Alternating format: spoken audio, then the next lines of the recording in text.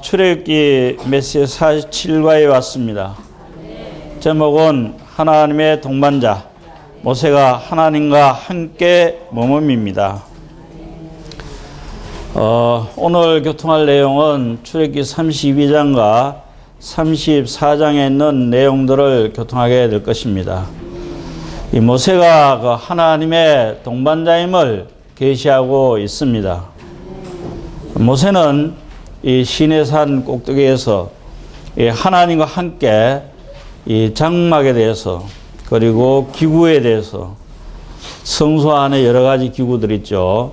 그리고 지성소 안에 그 언약궤에 대해서, 그 안에 만나라든지 쌍난지팡이라든지 모든 식양을 말씀하고, 그 다음에 40일 동안 그걸 다 애굽에서 배운 학문 때문에 알 수가 있지. 40일 동안 가르쳐도 하나님이 머리가 둔하면 그거 다 외우겠습니까? 예를 들어서 번제단에 첫 쌓아가지고 높이 얼마, 길이 얼마, 높이, 넓이, 폭이 얼마, 얼마, 그럼 물두멍은 또 얼마 크기, 얼마 높이, 이런 거 계산할 수 있겠습니까? 우린 듣고 금방 나가면 다 잊어버리는데.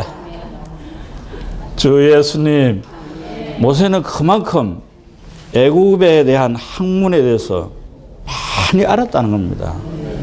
요즘도 그 피라미드에 대해서 연구하는 건 참 어렵다고 말하고 있습니다. 그 모든 학문을 모세는 다 알았기 때문에 40일 동안 장막에 대한 식양을 보여줄 때 다 이해하고, 이제 모세가 두 돌판을 가지고 시내산 내려오는데 백성들은 뭐 했습니까?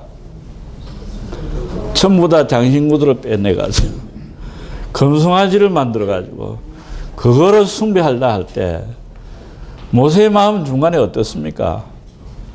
하나님이 유일한 지시를 받아옵니다. 이 모든 부담을 백성들에게 전달해 줘야 되는데, 백성들은 하나님은 경배하지 않고 사모하고 기다리지 않고 금송아지를 섬기고 때 우리 같으면 속에 천불이 안 나겠습니까? 그대로 다 깨뜨리고. 주 예수님, 여기서 모세는 하나님의 마음을 알고 백성들의 마음을 알기 때문에 여기서 하나의 중재 역할을 하는 것이 필요한 것입니다. 주 예수님, 그래서 중재자는 하나님의 마음을 잘 알아야 되고 백성들의 마음을 잘 알아야 중재 역할을 할 수가 있습니다.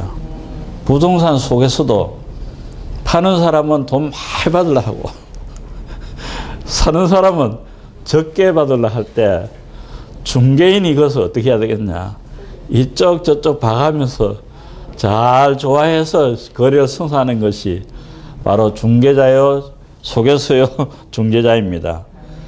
모세는 하나님의 마음은 의로운 분입니다. 그분만을 섬기기를 갈망하고 있습니다. 그런데 백성들은 금송아지를 섬기고 있을 때 정말 그 중간에서 중재하는 게 쉽겠습니까? 어렵겠습니까? 정말 어렵습니다. 부부간의 싸움에도 다른 사람이 뭐 하려고 하면 정말 쉽지 않습니다. 그렇습니까? 안 그렇습니까? 할렐루야.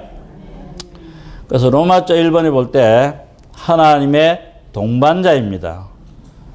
11절에 보면 사람이 그 동반자와 이야기한 같이 여호와께서는 모세와 대면하여 말씀하시며, 동반자는 히브리어로 협력자, 상호 협력자라는 그런 의미입니다. 이 처녀 총각이 결혼하기 전에는 오빠야 키사코 뭐 요즘 아들이 그래 사귀죠. 오빠야 하다가 결국 결혼하고 나면은 뭐라 여보 당신으로 변하는 것처럼, 결혼한 후에는 서로 친구처럼 사귀지 않고 동반자가 되는 걸 볼 수가 있습니다. 그래서 나는 세상에 어떤 유행가 가사는 말하고 싶진 않지만 동반자예요, 동반자 하는 그런 노래도 있죠. 정말 하나님과 우리는 이 고린도전서에 볼 때 동력자들이요 참된 동반자들이 되기 원합니다. A번 읽겠습니다. 모세는 하나님의 마음을 알고 그분과 친밀하게 대화할 수 있었던 하나님의 친구이며 동반자였고 하나님과 상호 협력자였다.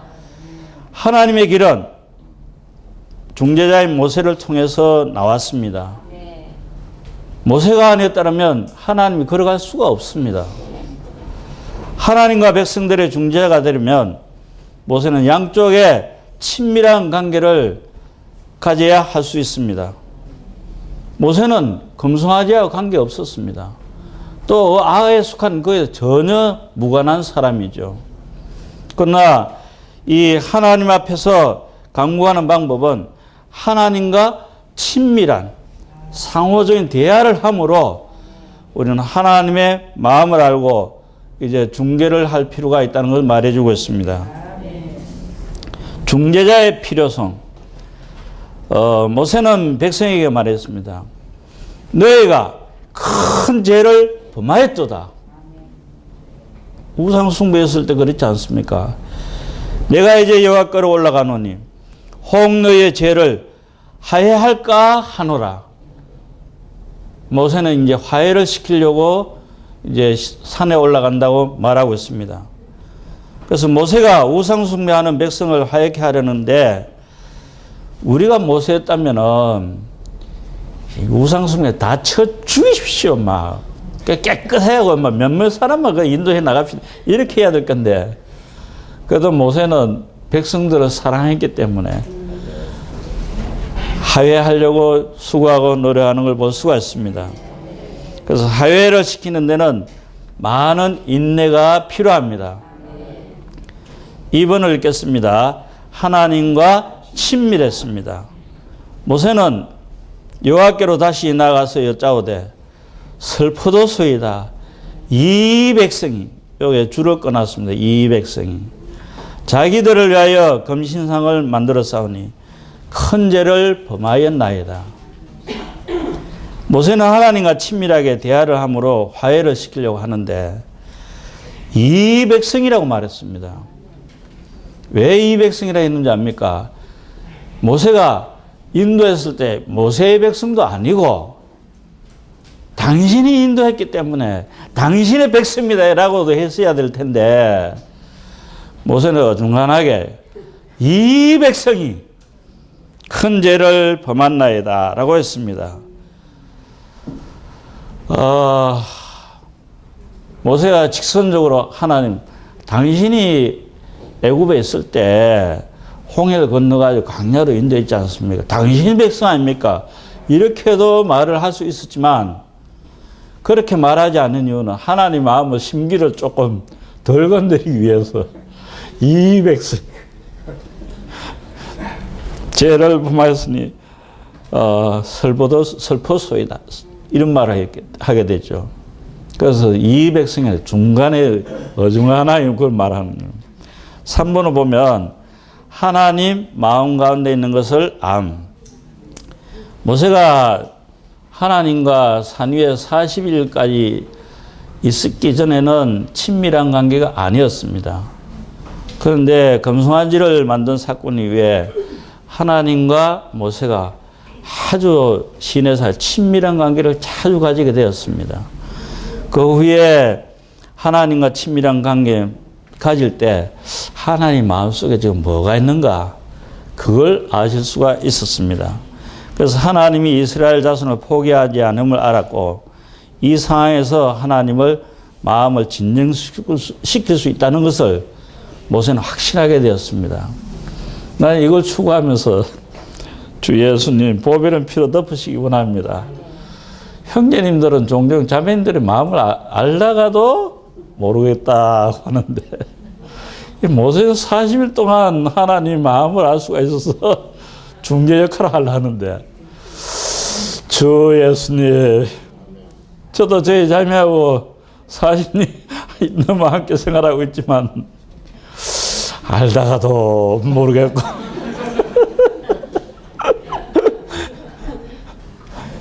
형님들이 많은 것 하면 아멘 했을런지는 모릅니다.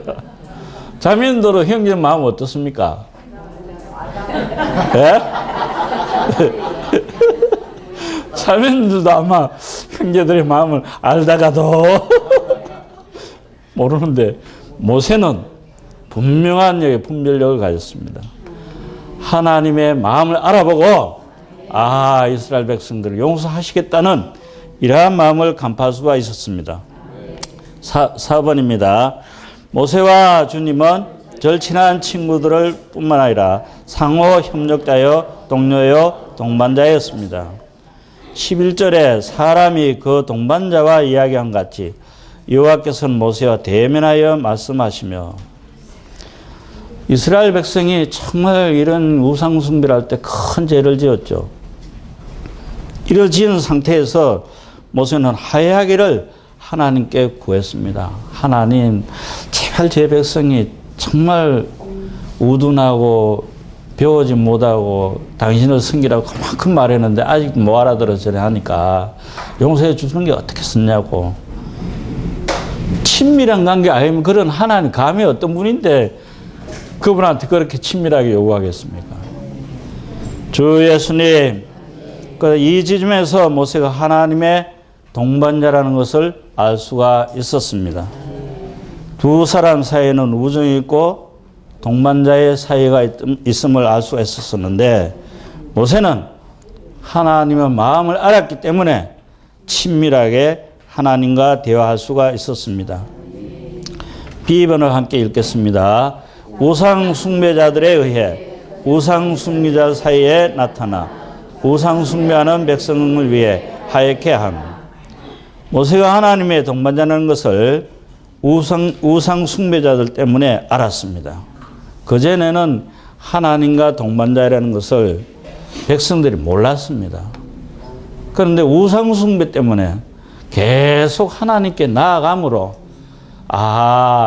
모세가 하나님의 동반자라, 이러한 것을 우리도 알 수 있고 이스라엘 백성들이 알게 된 것을 감사드립니다. 교회 안에 이제 인도하는 형제님들이 있는데, 인도하는 형제님들은 말씀꾸러기 있는 형제들이 많습니다. 어느 교회든지. 요 근래 어느 지방교회에 형제자매 말씀이 많이 봉사하기 어려워서 다른 지방으로 가게 됐는데, 이 형제도 주님 앞에 많이 나갔겠죠. 이 이스라엘 백성들이 말씀 꾸릴 때 모세의 어떠함을 하나님 앞에 드러내는 걸 볼 수가 있습니다. 우리는 잘못하면 왜 그래? 이렇게 저렇게 하고 막 이렇게 하지만, 모세는 백성들이 문제를 일으킬 때마다 무릎을 꿇고 정말 하나님의 면전 앞에 나가는 걸 볼 수가 있습니다. 정말 부산교회 봉사하는 형님들은 정말 주님께 감사를 드리는데, 어려운 문제가 없기를 위해 항상 주님께 기도하고 간구하고 함께 주님의 보호변 피를 힘입고 보호자 앞에 함께 나가는 걸 볼 수가 있습니다. 그래서 모세는 이러한 상황에서 정말 계속 친밀한 대화를 가지고 어떻게 하든지 간에 하나님과 백성들이 화해되기를 원하는 것이 모세의 마음인 걸 알 수가 있습니다. 할렐루야. 1번입니다. 하나님과 친밀하게 대함으로써 그의 영원한 운명을 걸고 중재함. 자, 이 모세가 이렇게 말합니다. 그들이 죄를 사해 주시옵소서. 그렇게 하지 아니하시면 모세는 그 문제를 미개한 상태로 놔두는데, 여기 보면 주께서 기록하신 책에서 모세입니다. 내 이름을 지어버려 주옵소서. 와, 자기의 운명을 걸고 하나님의 강구합니다. 그렇지 않습니까? 아무 형제님을 용서해 주시기 원합니다. 주님, 내가 차라리 봉사를 하지 않더라도 그 형제자매를 구원해 주셔야 합니다. 자기의 장래를 보지 않고 자기의 천년왕국에서 또다시 훈련을 받는 어떤 운명을 걸고 이런 말을 하는 걸 볼 때에 정말 우리는 이러한 분이 있음을 감사합니다. 우리 형제자매들을 위해서 정말 참된 노예로서 이 성령은 이러한 자들이 되기 원하는 것입니다. 왜 이런 말을 했느냐? 주님만이 주님이시고 결과는 주님에게 달려 있습니다. 그렇지 않습니까? 그런 목숨을 걸고 그렇게 말했지만은 결과는 주님에게 있기 때문에 주님 당신만을 여전히 사랑합니다. 이러한 단계로 들어가는 볼 때 이러한 모세의 인도함이 있음을 감사드립니다. 아멘. 2번입니다. 하나님의 마음을 따라 백성을 위해 하회시키. 33절에 누구든지 내게 범죄하면 그는 내가 내 책에서 지어 버리리라. 이 말씀 신약에도 다 응용되는 것입니다. 우리 이 말씀을 적용하시기 바랍니다. 이 말은 하나님의 존귀하심을 세우는데 애부적인 표현이었죠. 그런데 하나님이 또 뭐라고 말씀하시는가 하면 이제 가서 내가 내게 말한 곳으로 백성을 인도하라. 다시 인도를 안 하려고 했지만 하나님 마음을 돌아섰습니다. 인도하라. 내 사자가 내 앞에서 가리니 그러나 내게 보응한 날에는 그들이 죄를 보응하리라. 아직까지 완전히 확 용서해 줬다는 그런 말이 없습니다. 이해가십니까? 그래서 중재자인 모세는 하나님의 백성을 용서하셨음을 어느 정도 확인하게 되었습니다. 백성은 용서를 받았지만 한편으로는 여전히 죄가 완전히 끝나지 않았기 때문에 뭔가 문제가 있다는 것을 알았습니다. 하나님은 그 다음에 그 조금만 잘못했으면 그것까지 다 2배로 죄를 다뤄야 되겠다. 이러한 마음이 속에 있는 것을 알 수가 있습니다. 그래서 3번에 보면 백성을 슬프게 하고 깨끗해 하는 것이 필요했습니다. 3절 하반절에 보면 너희는 목이 곧고 곧은 백성인즉 내가 길에서 너희를 진멸할까 염려함이니라. 하나님은 죄인들을 용서하시지만 어느 때는 다루실 것이라고 하셨습니다. 모세와 백성들은 이러한 하나님의 대답을 들었을 때 속에 유쾌했겠습니까? 아이고 짜릿 잘못하고 전에 죄는 데까지 이제 대가로 더 많이 죄를 받겠구나.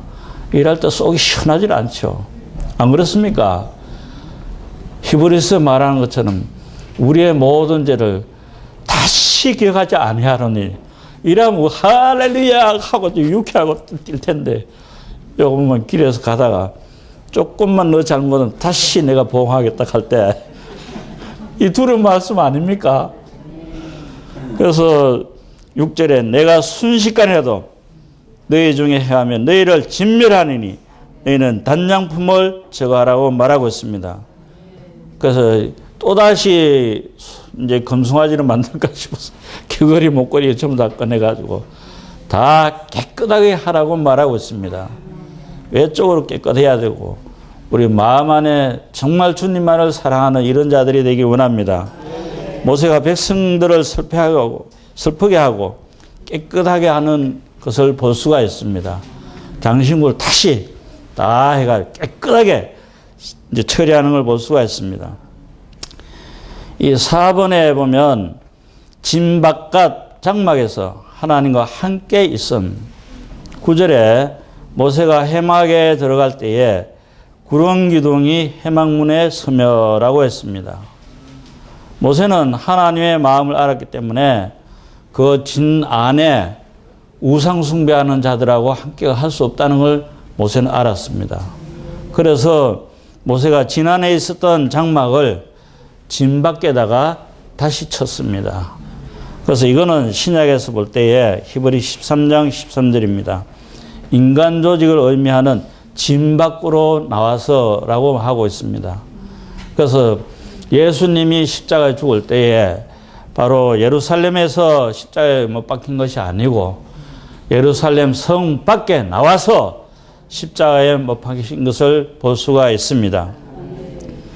예수님은 하나님의 아들이지만 이스라엘 백성들은 성문 밖에서 예수님을 십자가에 못 박혔음을 말해주고 있습니다. 아멘. 5번입니다. 하나님의 임재가 그분의 백성과 함께 그러도록 하나님과 교섭함. 이 하나님의 영광이 하나님의 임재이며 하나님의 길입니다. 그분의 이스라엘 백성들을 인도해 나갈 때는 낮에는 구름기둥으로 밤에는 불기둥으로 이로 인도해 나갔죠. 창세기하고 이 출애굽기 보면 창세기는 아브람, 이삭, 야곱, 요셉 이런 사람들을 개인적으로 추상적으로 영광의 강이 이끌어 나갔다고 했습니다. 그런데 신약에 와서는 출애굽기 와서는 완전하게 확실히 보고 길을 걸어갈 수 있도록 하나님이 인도했습니다. 창세기는 개인적인 어떤 그런 걸 체험하는 거지만 출애굽기는 200만 이상이 되는 단체적으로 하나님의 길을 어떻게 인도하는가 우리는 볼 수 있기를 바랍니다. 하나님은 모세에 의해서 진정했지만은 함께 하지 않았습니다. 모세는 하나님과 협상의 관점에서 만족하지 않았기 때문에 하나님의 마음은 그래도 그 말씀에 보면 함께 가도록 교섭했습니다. 교섭할 때 조금 하나님이 막 화가 나는 그런 상태에서 진정한 상태 조금 마음이 누그러져 볼 수가 있습니다. 그래서 모세는 하나님은 모세의 요구에 동의해가지고 백성과 함께 가겠다. 그리고 33장은 전체적으로 뭘 이야기해 주는가 하면 하나님과 백성 사이에 우상숭배로 있는 완전히 하나님이 의로우신 분이고 백성들은 죄 가운데 살 때 죄하고 의하고 완전히 극과 극이잖아요. 이 가운데서 모세가 어떻게 하든 간에 중재자로서 함께 가기를 원하는 이러한 것이 33장에 있는 걸 볼 수가 있습니다. 이제 로마자 2번입니다. 이건 다른 달라고 들어가죠. 34장입니다. A번을 함께 읽겠습니다. 34장은 하나님과 그분의 백성 사이에 깨어진 언약을 원래대로 돌리는 것에 관한 장이다. 출애굽기는 구약의 역사이지만 우리의 삶이기도 합니다. 그래서 우리의 체험과 영적이고 거룩한 것들이 이 34장에 있기 때문에 우리가 이것을 깨닫는 것은 굉장히 중요한 것을 볼 수가 있습니다. 34장은 하나님이 그전에 이미 말씀했던 것들을 또다시 우리에게 되풀이하고 상기시켜주는 장임을 찬양합니다. B번에 보겠습니다. 모세는 아침에 혼자 하나님을 만났다. 아침 전에 예배하고 아침에 시내산에 올라와 산 꼭대기에서 내게 보이되. 이 하나님 앞에 항상 모세는 아침 일찍 올라가는 걸 볼 수가 있습니다. 아침에 주님과 만나는 것은 일찍 만나는 것을 의미하지만은 충만한 빛이 있는 상태에서 하나님과 만나야 된다는 걸 말하고 있습니다. 하나님과 우리의 만남은 해가 질 때가 아니고 해가 뜰 때에 만나는 것이 필요합니다. 성막과 성전 입구는 어디 있습니까? 전부 동편에 있습니다. 해 뜨는. 부활입니다. 부활. 그래서 의인의 길은 돋는 햇볕 같아서 점점 빛나서 원만한 강명에 이르거니와 할 때 아침 일찍에 우리는 아침 부흥하라고 말하고 있습니다. 이 말씀 잘 알죠? 주님의 말씀을 접촉해서 그 말씀은 살아있는 말씀이고 부활의 말씀이기 때문에 내 영을 살게 하고 어두운 가운데 있는 밤 사이에 있는 모든 것들이 말씀을 저촉함으로 하나님의 말씀은 빛이기 때문에 내 마음의 어두운 걸 다 제하시고 매일매일 원만한 강명에 이르러서 이 말은 생각, 감정, 의지 안에 주님의 말씀이 완전히 꽉 채워져서 우리 몸으로 표현되기를 원하는 것이 이 시대의 주님의 부담입니다. 매일 산에 올라가시기 바랍니다. 매일 아침 일찍 일어나서 해 뜨기 전에 아침부흥하시기 바랍니다. 요즘 전국적으로 활력그룹을 실행하는 교회들이 많습니다. 4명, 5명이 스카이프로 아니면 카톡으로 정말 한두 구절 말씀을 누가 호스트가 불러주면 그 말씀을 가지고 계속 추구하고 기도하고 할 때 그 말씀이 내 안에 빛이 되고 살아있는 그런 말씀들이 하루하루 될 때에 이 시대에 이기는 자들이 될 수가 있습니다. 이행님 한력그룹 말씀하시면서 한력그룹은 최고봉의 진리에 이르는 것입니다. 그리고 시온이 되는 것입니다. 예루살렘이 되기 원합니까? 시온 되기 원합니까? 이 시대에 교회에 있는 믿는 이들이 아니고 이기는 자들이 되기 원하는 것이 한력그룹이라는 것입니다. 그래서 아침마다 일찍 일어나서 베드로, 모세처럼 주 예수님 대면하기를 원하는 것입니다. 박근혜 대통령하고도 대면하기 쉽지 않는데 우리는 높고 높은 왕중의 왕이시고 만왕의 왕이시고 온 우주를 창조하신 그분과 대면하는 걸 생각해 보십시오. 우리 마음이 있어야 안 되겠습니까? 정말 그분 앞에 면전 앞에 대한다는 얼마나 큰 영광입니까? 이 독대하는 것은 정말 큰 영광입니다. 그러므로 좀 잠을 팔고 매일 일어나서 그분 앞에 나가기 원합니다. 저는 실제적으로 그렇게 실행하기 때문에 좀 큰 소리 쳐도 됩니다. 내가 만약에 그래 하지 않고 내가 이런 말을 한다면 주님 앞에서 또 형제자매들 앞에 교회 앞에 사탄 앞에 부끄러움을 당하겠지만 정말 매일 5시든 5시 반이든 그 그룹이 정말 일어나서 이러한 말씀을 저축함으로 다 살아나서 하나님을 만나기 원합니다. 10번입니다. 주님께서 그분의 이름을 선포하셨다. 여호와께서 그의 앞에서 지나가시며 선포하시되 여호와라 여호와라. 이 말은 모세 앞으로 이삭 지나가며 하나님은 여호와라 여호와라. 왜 그렇게 말했겠습니까? 일을 하시기 전에 이름을 선포하심으로 모세에게 경고하는 겁니다. 나는 여호와다.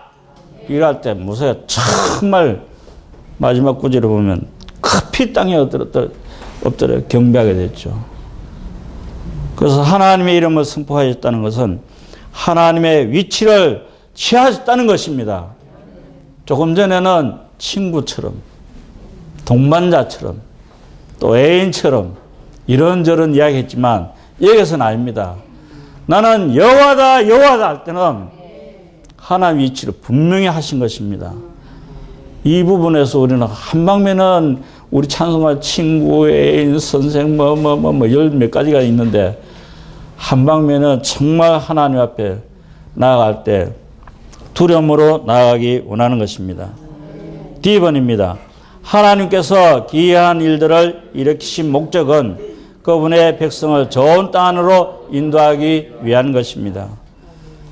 내가 온 땅에 아무 국민도 행치 아니한 이적을 너희 전체 백성 앞에 행할 것이다. 이 말은 뭔가 하면 가나안 땅에 들어가기 위해서는 그 땅 안에 아모리 사람, 가나안 사람, 헷 사람, 버리스 사람, 히윗 사람, 여부 사람이 있죠. 이 하나님이 그걸 다 쫓겨낸다는 겁니다. 그래서 주님이 백성 앞에서 놀라운 일을 약속하신 것은 백성을 좋은 땅 안으로 인도하는 것임을 볼 수가 있습니다. 여기는 사람의 이치가 아니고 친구의 이치가 아니고 하나님 자신이 여호와다. 나는 여호와다. 너희 백성들 앞에 내가 기이한 일을 행하겠다. 아주 엄중한 선포가 있음을 알 수 있습니다. 1번입니다. 그것은 결국 좋은 땅을 누려서 하나님의 증거이자 하나님의 거친 성전을 건축하시려는 것이었다. 하나님의 백성들을 좋은 땅으로 인도하는 목적은 어디에 있습니까? 그 땅 위에서 성전을 건축하기 위한 것입니다. 성막이다, 해막이다, 이건 들고 다녀야 되고 이동식이죠. 그러나 하나님이 축복한 그 땅 안에서 성전을 건축했다는 움직일 수 없고 견고한 이러한 것을 볼 수가 있습니다. 성전은 하나님의 간증이 되는 것이고 성전은 하나님을 위한 것이고 백성을 위한 것입니다. 하나님의 땅 위에 성전을 가지려면 백성들의 상황은 아주 좋아질 것이라고 생각해서 성전을 짓겠다는 것입니다. 이해가십니까? 매일 성전에 백성들이 들락날락하고 일할 때 우상을 다 제하고 하나님만을 섬길 수 있는 이런 취지와 목적에서 하나님은 성전을 지으려고 모든 족속을 쫓아내는 것을 볼 수가 있습니다. 이번에 볼 때 우상 숭배를 경고하신, 아까 34장은 되풀이하는 장이라 했죠. 너희는 단을 헐고 주상을 깨뜨리고 아세라상을 찍을지어다. 12절부터 17절까지 있는 내용들입니다. 너는 다른 신에게 절하지 말라. 여호와는 질투하시는 하나님이시다. 너는 신상들을 부어 만들지 말지어다. 이렇게 다시 상기시켜주는 걸 볼 수가 있습니다. 이스라엘 자손을 위한 말이고 우리를 위한 말입니다. 오늘 우리 가운데 많은 우상들이 있습니다. 우상들은 우리의 마음을 빼앗고 주님을 누리지 못하게 하는 것들이 전부 우상입니다. 꼭 집에다 목상을 세워놓고 금상을 세워놓고 돌상을 세워놓고 그걸가 이래 하는 게 아니고, 남편을 주님보다 더 사랑한다면 무엇입니까? 우상입니다. 주님보다도 돈을 더 사랑한다면 우상입니다. 마음은 마태복음 22장 21절에 하나님의 종이 하나님과 이 재물을 겸하여 섬길 수 없느니라. 이 아람어로 해봉에 찾아보면 뭔가 하면 마몬입니다. 마몬이라는 뜻은 이 재물의 유혹이라는 그런 뜻인데, 하나님과 재물의 유혹, 사탄, 마귀, 귀신, 뱀입니다. 뱀. 그래서 제가 이번에 헌금에 관한 것을 교통할 때 여러 가지 자료들을 찾아봤는데, 여러분 보겠도 안에 이제 돈을 꺼내서 싹 넣죠. 이 돈이 뭔지 아십니까? 뱀이라는 것입니다. 손을 딱 넣었는데 손가락에 뱀이 확 물었어요. 확 물었을 때 이거 어떻게 떨쳐버려야 되겠습니까? 이래야 떨쳐버릴 거 아닙니까? 생명의 체험 이 4단계에서 물질을 다스릴 줄 아는 사람이 이 시대에 이기는 자들이라고 말하고 있습니다. 돈을 하나님보다 더 사랑하면 우리 마음이 다 우상 숭배자들입니다. 정말 그렇습니다. 자녀를 더 사랑하고 이런 모든 것들은 다 버리시기 바랍니다. 죽으나 사나 주 예수님, 내 영안엔 당신만을 사랑합니다. 당신밖에 없습니다. 다윗이 나이 들어가지고 또는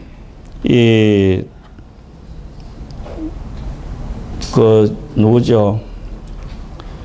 여관방에서 주 예수님, 여전히 당신만을 사랑합니다. 정말 우리는 이러한 마음이 있기 원합니다. 제가 혼자 지내 있을 때 생각해 봤습니다. 돈도, 명예도, 학문도, 자녀도, 자녀들을 왜 그렇게 했는데, 결혼하고 나니 저 두 사람 사야지. 이 부모들은 끼어들 수가 없습니다. 그래서 다 끝나는 겁니다. 이제 내가 마지막 가야 될 거는 주님의 면전 앞에 가는 것밖에 없다. 내가 뭘 주님 앞에 가지고 갈 것인가? 돈을 가지고 가겠습니까? 자녀를 데리고 가겠습니까? 남편을 데리고 가겠습니까? 아내를 데리고 가겠습니까? 뭘 데리고 갈 겁니까 도대체? 우리 안에 주님의 생명이 성장하고 그분의 생각, 감정이 어떠한 거, 정말 남아있는 열매를 데리고 가는 것만이 우리가 해야 될 마지막 삶입니다. 나이가 안 들어도 빨리빨리 알고 자기 자신을 무장하는 사람이 지혜로운 사람입니다. A번을 함께 읽도록 하겠습니다. 10계명 가운데 처음 3계명을 반복한 것이 너는 나 외에는 다른 신을 내게 두지 말라. 너를 위하여 새긴 우상을 만들지 말고 내 하나님 여호와의 이름을 망령되게 부르지 말고. 그 우상 숭배에 대한 하나님의 경고는 십계명에 관한 세 가지의 반복이었습니다. 이 계명들은 하나님과 관련된 것이고 우상 숭배와 관련된 것이기 때문에 한쪽은 하나님을 사랑하면 한쪽은 미워해야 됩니다. 돈을 사랑하면 하나님 미워할 수밖에 없습니다. 그래서 우리는 어느 입장에 서야 되는가? 분명하게 주님 앞에 똑바로 말하고 똑바른 입장에 서서 하나님을 사랑합니다. 이러한 자들이 돼야 됩니다. 어중간하게 서가지고 이것도 사랑하고 저것도 그 중간은 없습니다. 분명한 선택이 필요합니다. 아멘. B번입니다. 하나님을 대체하고 우리의 좋은 땅이신 그리스도를 충만하게 누리지 못하게 한다면 그러한 것들은 다 우상입니다.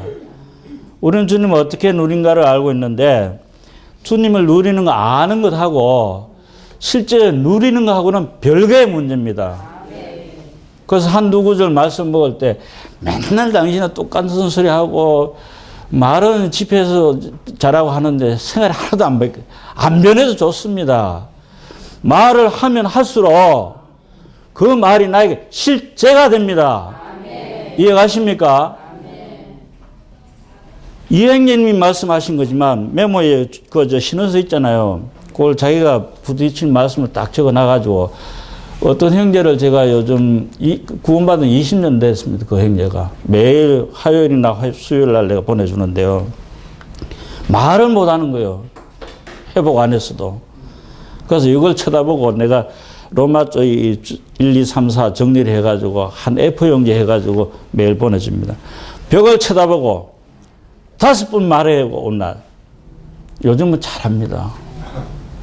그 말은 객관적인 말이지만 계속 말을 함으로 인해서 자기의 말이 되고 주관적이고 체험적인 말이 되는 것입니다.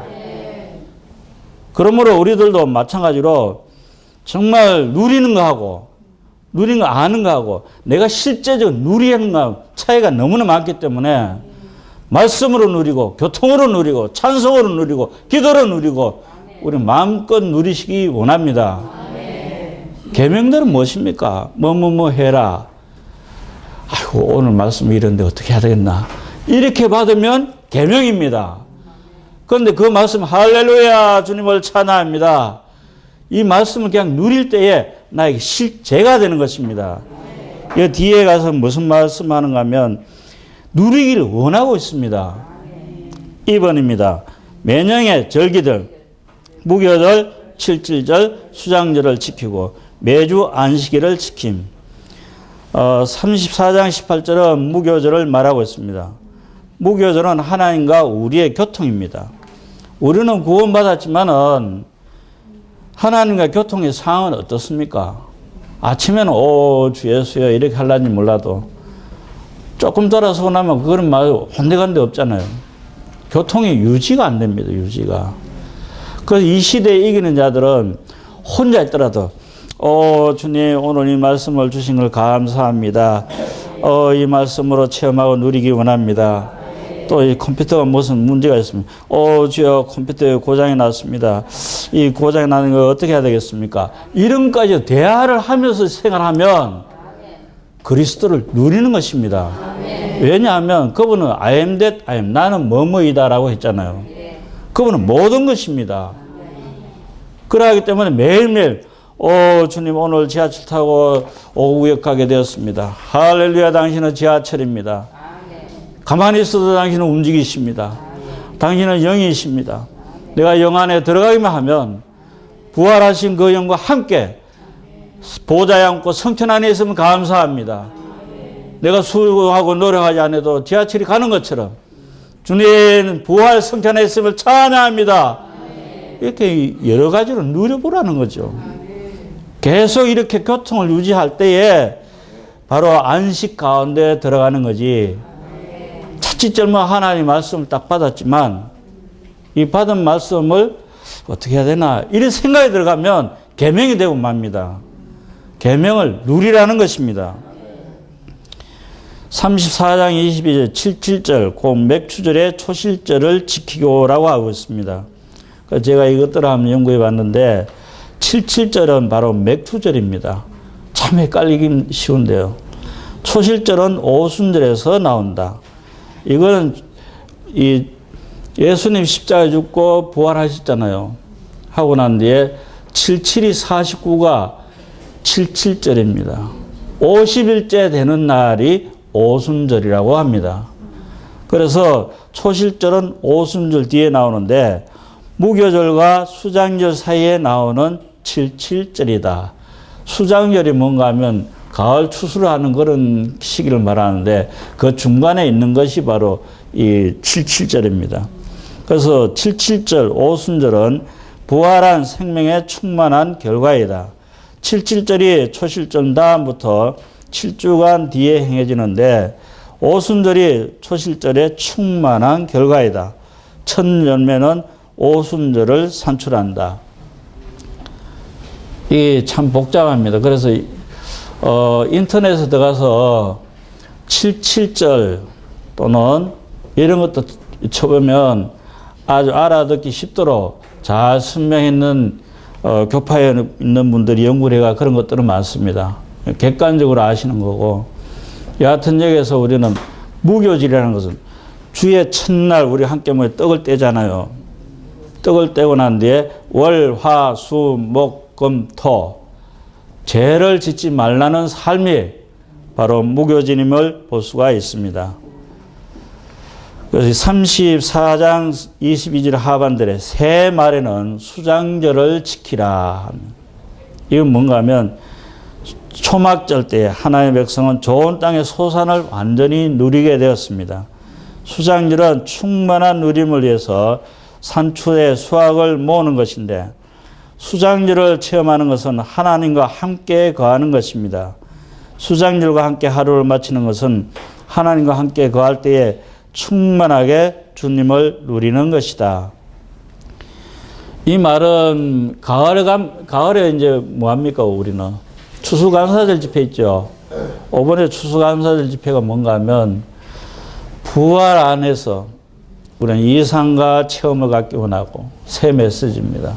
성천 안에서 어떻게 성천하시는가 이상을 갖기 원하고 우리가 생활 가운데 체험하는 것입니다. 그러므로 구약에 이러한 절기가 있는데 이행자님은 유언으로서 우리의 7차례의 유언을 주신 걸 잘 지키시기 원합니다. 이 모든 것들은 무엇입니까? 누리기 위함입니다. 할렐루야. 1번입니다. 하나님의 계명들을 지키는 것은 우리가 주님과 함께 잔치를 누리고 안식한 결과여야 합니다. 누가복음 15장에 그 탕자의 비유가 나오는데 그 아들은 나를 품꾼으로 하나로 쓰게 하니까 아버지는 입을 딱 막고 종들에게 살찐 송아지를 잡아라. 우리가 먹고 즐기자. 이렇게 하는 건데 주님이 우리에게 주신 말씀은 하나의 계명들이기도 합니다. 그런데 그 계명을 못 누렸다고 낙심하지 말고 할렐루야 주님을 찬양합니다 하고 살찐 송아지를 잡아서 먹고 마시고 누리시기 원합니다. 살찐 송아지가 그리스도 그분 자신입니다. 그래서 아버지의 갈망은 모두가 잔치를 즐기는 것이고 잔치는 즐김으로써 누림과 안식을 가지길 원하는 것인데 계명을 지키는 것은 먹고 마시는 교회 생활이 바로 참된 안식을 찬양합니다. 2번입니다. 우리는 날마다 3번의 명절이신 그리스도를 누려야 하고 하루에도 여러 번 우리의 일을 멈추고 그리스도를 기념하고 그분과 함께 인식해야 한다고 교회에서 말하고 있습니다. 34장의 내용은 뭐뭐 하지 마라, 신을 섬기지 마라, 명령대 이름을 부르지 말라, 뭐 그것도 중요하지만 그런 것이 아니고 우리에게 그분 자신이 말씀을 주신 것을 체험하고 누리길 원하는 것이 주님의 마음의 갈망임을 알 수가 있습니다. 오늘날 누려야 할 두 가지가 있는데 매일 절기를 누리고 안식해야 됩니다. 매일. 또 한 가지는 하루에 3번 아침, 전시, 저녁에 절기를 누릴 수가 있다. 이 말은 아침 먹을 때 주님 감사합니다. 우리가 식사할 때도 할 수 있고 점심 때도 할 수 있고 저녁 때도 할 수 있지만 식사할 때 그 기도를 말하는 게 아니고 할렐루야 아침 먹은 말씀을 또 낮에도 누리고 또 저녁에도 한번 누리보고 이렇게 누리신다면 여러분 절기를 누릴 수가 있다는 것입니다. 그래 하루 여러분 주님과 함께 안식하는 것이 필요합니다. 안식은 하나님과 나하고 하나가 되어서 편히 쉬는 겁니다. 누린다는 말은 그분 자신을 편히 쉬고 먹고 마시고 누림을 말해주고 있습니다. 우리를 푸른 초장에 인도하는 목적이 어디 있습니까? 그분이 심 안에 들어가기 위한 것입니다. 주님을 누림으로써 대적자들과 싸움, 모든 남자들은 1년에 3번씩 주님 앞에 나아가야 된다고 말하고 있습니다. 왜냐하면 그 열방을 쫓아내기 위해서 나가야 됩니다. 그래서 이스라엘 자손들은 그 지경을 넓히겠다고 말하는데 우리가 이 말씀은 그리스도의 내 안에 영 안에 들어와서 생각, 감정, 의지 안에 더 풍성히 누리는 것을 말해주고 있는 것입니다. 그래서 대적들 항상 싸우라는 것입니다. 우리 안에 자아 이런 것들이 전부 대적입니다. 천연적인 생각, 천연적인 의지, 천연적인 감정 다 비우고 주님을 누림으로 확장되기 원합니다. 4번입니다. 주님을 누리기 위한 조건들이 있는데 A번입니다. 나귀의 첫 새끼는 어린 양으로 대속함. 나귀의 첫 새끼는 어린 양으로 대속할 것이요 그렇지 않으면 그 목을 꺾을 것이며 우리가 하나님 사람의 생활을 하려면은 천연적인 사람이 그리스도로 대치되는 걸 말하고 있습니다. 구속은 우리가 받았지만 여전히 우리는 천연적인 사람이기 때문에 나귀는 부자한 것이죠. 목을 확 꺾으라고 합니다. 그 말은 천연적인 우리 옛사람 십자가에 탁 끝내고 어린 양과 함께 나가기를 원하는 것이 이 시대에 그리스도를 누리는 어린 양으로 대체함을 볼 수가 있습니다. B번입니다. 주님의 희생의 피를 유배원과 함께 드리지 못함. 너는 내 희생의 피를 유배원과 함께 드리지 말고 우리가 그리스도의 구속의 죄의 생활을 섞어서는 안 된다. 이 말은 우리가 구속을 받은 사람이지만 여전히 죄 안에서 살아서는 안 되는 걸 말해주고 있습니다. 주님의 피를 유교병과 함께 드리지 못하는 이유는 바로 죄의 모든 것을 없애라는 걸 말해주고 있습니다. 그래서 죄의 생활을 우리는 주님과 함께 생활할 때 썩지 말라고 말하고 있는 것입니다. 10번입니다. 6월절 희생 아침까지 남겨두어서는 안 된다. 6월절 희생양을 아침까지 두지 말며라고 말했는데 그리스도의 풍성을 오늘 그때 누려야 되지 그 다음에 누려야 되겠다. 오늘 내가 누리는 내일부터 열심히 해야 되겠다. 이런 마음은 있지만 안 됩니다. 오늘 안 되는데 다음에 되겠습니까? 그래서 오늘 어렵더라도 오늘 누린 것은 오늘로 끝내기 원하고 내일 또 자고 나면 할렐루야 당신을 사랑합니다. 내일 또 누리는 이런 실제가 있기 원합니다.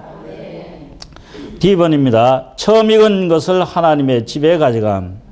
너희 토지 소산에 처음 익은 것을 가져다가 너희 하나님 여호와의 전에 드릴 것이며 하나님 집에 처음 익은 열매를 가져가는 것이 주님을 최상으로 누린 것을 가지고 우리는 하나님 만족할 수 있도록 집회에 가져가는 것입니다. 자기가 누린 것을 나는 이런 걸 누리려고 하는데 여보 당신은 뭘 이야기할래? 이러 이야기 나누지 말라는 겁니다. 아시겠습니까? 하나님의 기쁨과 만족을 위해서 내가 누린 것을 가져가서 집회에서 신뢰해 주는 겁니다. 이해가십니까? 처음에는 이것저것 같이 누리기도 하고 하지만 감추인 만나신 그분 자신을 누리려 하면 그걸 내가 가지고 주님만의 만족을 위해서 드리는 이러한 사람들이 되기 원하는 것이 구약의 예표로 우리에게 말씀해 주고 있습니다. 2번입니다. 염소 새끼를 그 어미의 젖으로 삶아서는 안 된다. 이 말은 뭔가 하면 영양 공급을 위해서 말씀으로 새로운 성도들, 이런 사람 어쩌다 구원받아 집회 나왔네. 얼마나 이야기해도 그 쌀맛 다 죽인다는 거예요. 요즘은 하나님의 말씀은 저들 영양 공급을 위한 것인데 어린 자들에게 이러한 말씀을 줘가지고 알아듣지 못한 막 쌀맛을 죽이는 경우가 너무 많다는 겁니다. 실질적으로 있었답니다. 그리고 새로운 사람들 그것도 몰라. 성경이 이렇게 말하고 있는데 조금 자기가 더 안다고 말씀으로 치가 죽는 거예요. 두 가지 종류입니다. 하나는 말을 너무 많이 해가지고 죽이고, 또 하나는 아직까지 그것도 모르나 이렇게 해가지고 마음이 실조해가지고 삶아 죽는 거예요. 제발 그래 하지 말라고 말아요. 하나님 그 새신자 하나 얻기 얼마나 수고했습니까? 이 4,000년이 지나가도록 2,000년 동안 역사가 피를 흘려 죽으시는데 우리는 그걸 생각할 때 정말 귀하게 여기시기 원합니다. F번과 1번을 보겠습니다. 모세는 하나님을 주입받고 율법의 돌판들을 주시기 전에 먼저 그분 자신을 누리는 것에 관하여 모세에게 말씀하심으로 그분 자신을 모세에게 주입했습니다. 모세가 하나님의 말씀을 받을 때 그 말씀에 의해서 얼굴이 막 확 광채가 나는 게 아니고 그 말씀 받은 것을, 그 말씀을 누림으로 인해서 얼굴에 광채가 나는 자기는 몰랐습니다. 자, 이번에 우리에게 장로 집회에서 하나님의 지금 무슨 일을 하고 계십니까? 하나님의 선민들인 우리에게 그분 자신을 매일매일 분배해 주는 역사를 하는 것이 하나님의 경륜의 최종 목적입니다. 30분만 하나님 앞에서 그분의 말씀을 분배받을 때 강도가 성도가 된다고 말했습니다. 할렐루야! 강도가 성도가 됩니다. 매일매일 형제자매들이 아침마다 일찍 나가서 정말 우리는 하나님의 분배하심을 받아들일 때 얼굴에 강치가 나게 될 것입니다. 하나님을 모세에게 율법을 주시기 전에 먼저 그분 자신을 주신 것입니다. 모세의 얼굴의 강체는 하나님과 말한 것으로 인한 것이 아니고 말씀하신 말씀으로 인한 결과가, 주입한 결과가 확 광채가 났다는 것입니다. 집회 가운데 찬송하고 일하면 형제자매 얼굴이 싱글벙글하면 뭔지 아십니까? 하나님의 분배하심을 많이 받았기 때문에 얼굴이 기리지지 않고 충만한 가운데 있을 때 광채가 나는 것입니다. 찬송 부를 때 생각 안에 부르지 말고 그 영 안에 들어가서 부를 때 정말 모든 초월하는 이런 놀라운 얼굴의 광채가 나게 될 것입니다. 할렐루야, 주님을 찬양합니다. 이런 말씀으로 주입받으시기 원하고 찬송으로 주입받으시기 원하고 매일매일 주입받을 때 하나님의 영광의 강채가 형제자매에서 영과 혼과 몸을 통해 표현되기 원합니다. 아멘. 감사합니다.